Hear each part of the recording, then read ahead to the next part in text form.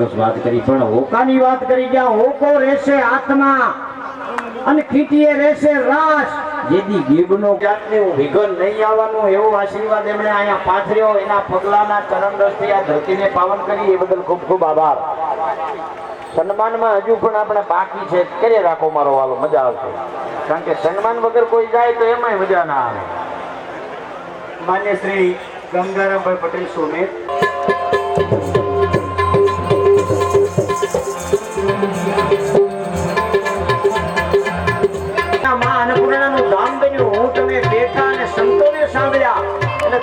પાવન કરવાનો હોકારો દેનાર આવા રાસંગભાઈને અભિનંદન અને ધન્યવાદ છે.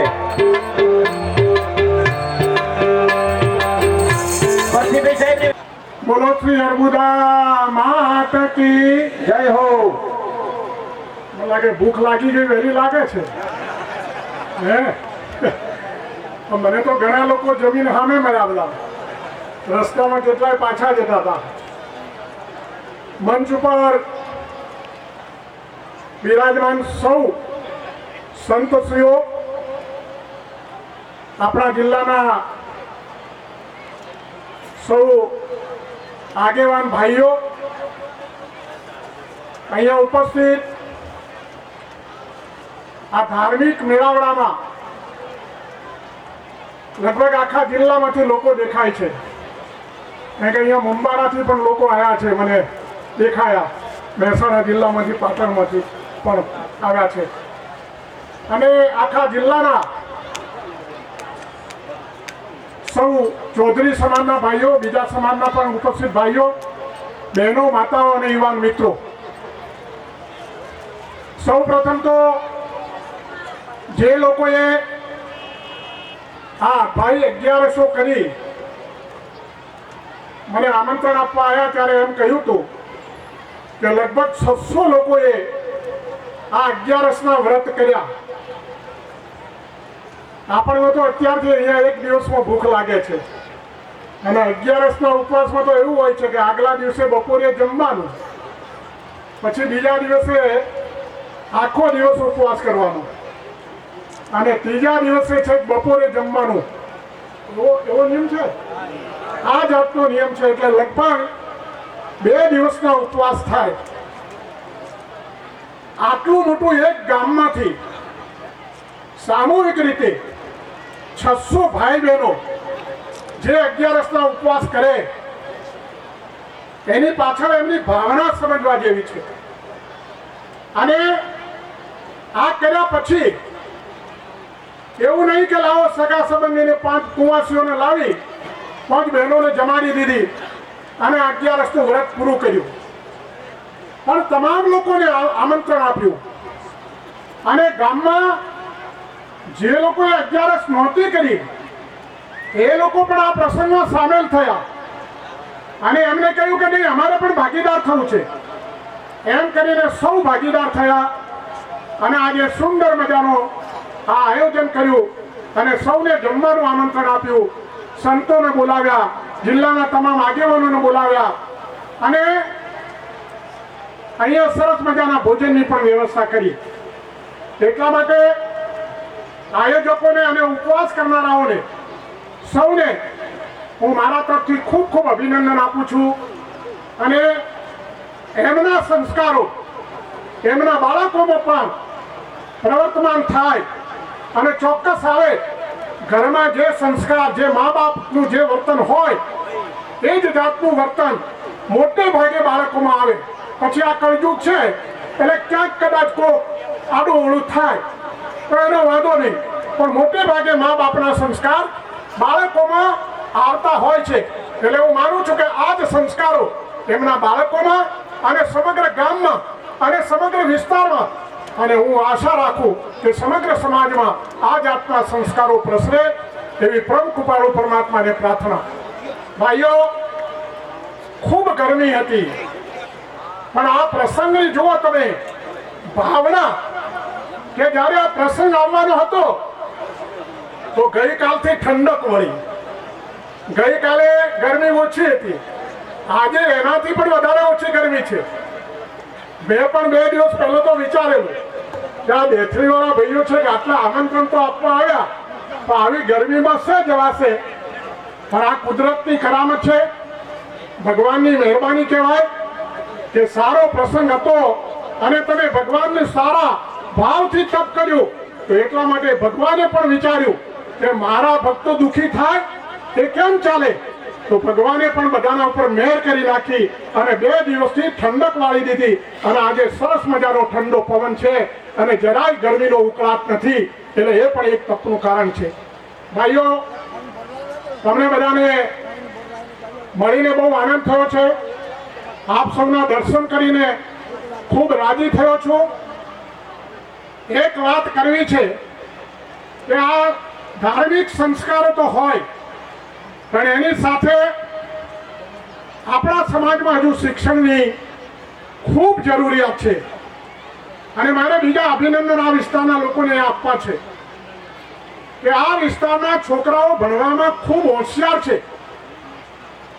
પાલનપુર આદર્શ વિદ્યાલયની અંદર જે 12 સાયન્સમાં દર વખતે જે રિઝલ્ટ આવે છે એમાં મોટા ભાગના છોકરાઓ, મોટા ભાગના નહીં 100% કહું તો પણ ચાલે, એ ડીસાની નદી છોડી અને આ બાજુ ધાનેરા, વાવ, થરાદ આ બધા છોકરાઓ હંમેશા મેક્સિમમ છોકરાઓ મેડિકલમાં જાય છે. એટલે આ માટે મારે દરેક મા બાપને વિનંતી કરવી છે કે તમે અત્યાર સુધી ખૂબ તકલીફો વેઠી, ઘણી કસોટીઓ સહન કરી અને ભણાવવા માટે તમારી ખૂબ જિજ્ઞાસા જાગી છે. અહીંયા ઘણા બધા ડોક્ટરો ભૂતકાળમાં પણ ઘણા બધા પાછળ ડોક્ટરો બેઠા છે, એ ઘણા ડોક્ટરો થયા છે અને અત્યારે પણ ડોક્ટરોની લાઈન લાગી છે.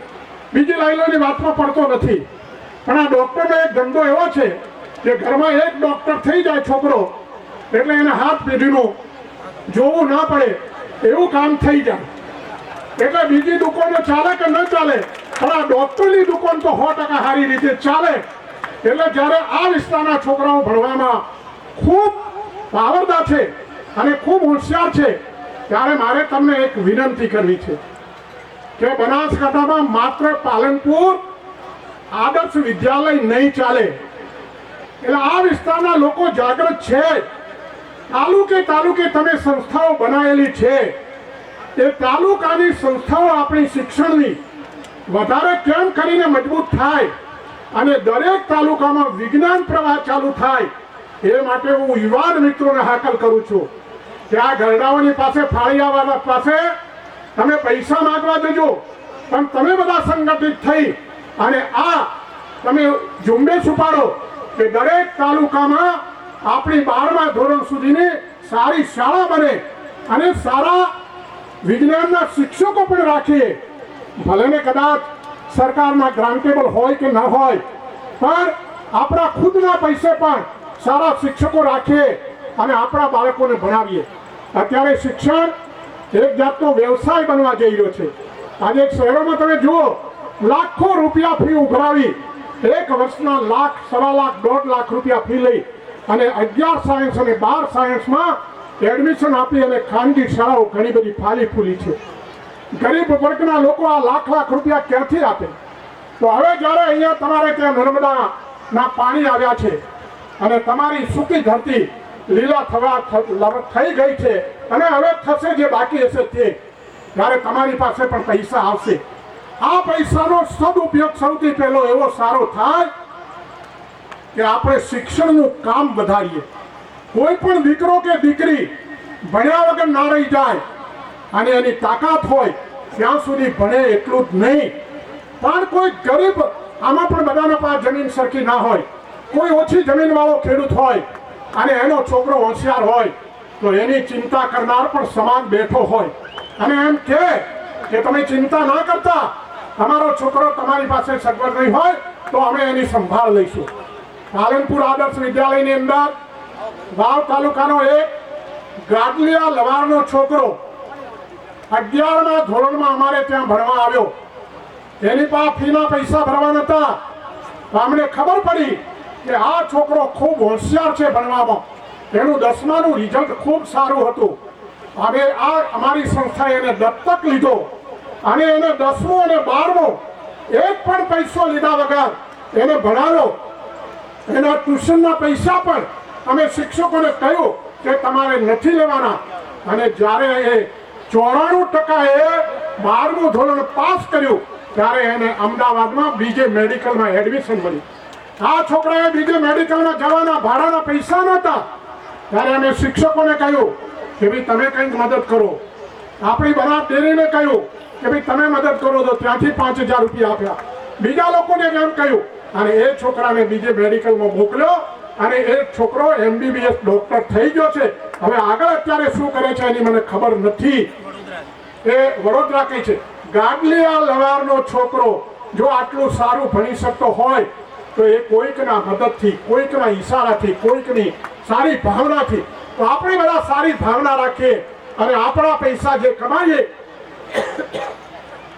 એ પૈસો સાચવવો ખૂબ અઘરો છે ભાઈઓ. પૈસાને સાચવવો લક્ષ્મી બહુ ચલિત છે. એટલે લક્ષ્મીને જો સારી ભાવનાથી, મહેનત મજૂરીથી કમાયેલો પસીનાનો પૈસો હોય તો એ પૈસો હંમેશા બચે છે. અને તમે સારા માર્ગે વાપરશો તો તમારા પૈસા દોઢા બમણા 3 ગણા 4 ગણા 10 ગણા થઈને તમને પાછા મળશે. અહીંયા ડોક્ટરોની મોટી સંખ્યા પાછળ બેઠી છે. એટલે મારી વિનંતી છે કે ડોક્ટર મિત્રોને પણ કે તમે પણ થોડું માર્ગદર્શન આપતા રહેજો. બીજું તો તમારાથી જે મદદ થાય એ કરજો, પણ એ છોકરાએ કઈ લાઈનમાં ક્યાં જવું, શું કરવું એનું થોડું માર્ગદર્શન આપજો. શિક્ષણની વાત નીકળી છે, થોડીક વાત લંબાવીશ. મારે અમારા પાલનપુર આજુબાજુ કૈરવા પટેલોની વસ્તી ખૂબ છે. એ લોકો પોતાના છોકરાને ઓછા ટકા આવે તો ડોનેશન આપીને ભણવા મોકલે. એ સમયે આજથી 10 વર્ષ પહેલાની વાત કરું છું. એ વખતે 25 લાખ 50 લાખ રૂપિયા ડોનેશન હતું. અત્યારે તો કરોડ ઉપર પહોંચ્યું છે. પણ 52% આવે ને 50% આવે તોય એને મેડિકલમાં ભણવા મોકલે. એટલે એક વખત એમના સમાજના 10-20 લોકો બેઠા હતા. મેં પૂછ્યું કે તમારા લોકો પાસે બહુ પૈસા છે, આટલા પૈસા ડોનેશન આપીને છોકરાને મેડિકલમાં મોકલો છો, તો આ 50 લાખ રૂપિયા તમે બેંકમાં મૂકી દો તો એનું વ્યાજ કેટલું આવે? ત્યારે એક માણસે મને વાત કરી કે સાહેબ તમારી ભૂલ થાય છે. કે મેં કીધું કેમ? તો કે વ્યાજે તો રોડી રોડોનો ધંધો છે, વ્યાજે પૈસા કે ના મુકાય. અને બીજું કે જો ધંધો કરવા જઈએ તો પાલનપુરમાં 25 લાખની કે 50 લાખની દુકાન લઈએ, એ દુકાનમાં 10-20 લાખનું ફર્નિચર કરાવીએ, એ દુકાનમાં 25-50 લાખનો માલ ભરીએ. આ બધું કર્યા પછી દુકાન ચાલશે કે નહીં ચાલે એની ખાતરી ખરી? અને માનો કે ચાલી અને માલ વેચોણો તો ઉધાર વેચોણો, એ ઉધારીના પૈસા આવશે કે નહીં એની કોઈ ખાતરી ખરી? તો આ તો કે અમે 25 કે 50 લાખ એક વખત ખર્ચીએ ને, અમારા છોકરાની દુકાન ટનાટન ચાલવાની, ડોક્ટરની દુકાન ટનાટન ચાલવાની. તમે જુઓ છો આજે કોઈ પણ જગ્યાએ ડોક્ટરને ત્યાં જગ્યા છે. આપણા જે પટેલ સાહેબ પાછળ બેઠા છે, કેટલી બધી સગવડતા કરી છે. આ વિસ્તારની ખૂબ સારી સેવા કરી છે. પણ પૂછો કે આખો દિવસ થાકી જાઓ છો, કદાચ જમવા પણ ટાઈમસર નહીં મળતા હોય. એટલે આ અને હજુ ભારતની જે વસ્તી છે એમાં ડોક્ટરોની સંખ્યા ઘણી ખૂટે છે. લાખોમાં નહીં કરોડોમાં ખૂટે છે. એટલે તમે વિચાર ના કરતા કે આ ખૂબ ડોક્ટરો થશે તો એમની દુકાન નહીં ચાલે. એમની દુકાન બરાબર ચાલવાની છે. એટલે મારી વિનંતી છે આજના પ્રસંગે કે આપણે આ સારું એક પવિત્ર કાર્ય કર્યું છે. એમાં સૌ જ્યારે નર્મદાનું પાણી આવ્યું છે, તમારી પાસે બોળી જમીન પણ છે, એ જમીનમાં ખૂબ કમાઓ અને પૈસાનો ખૂબ સદુપયોગ કરો. તમારા છોકરાઓમાં સારા સંસ્કાર આવે. ભણાવતી વખતે પણ તમારા બાળકોના સંસ્કારનું ખૂબ ધ્યાન રાખજો.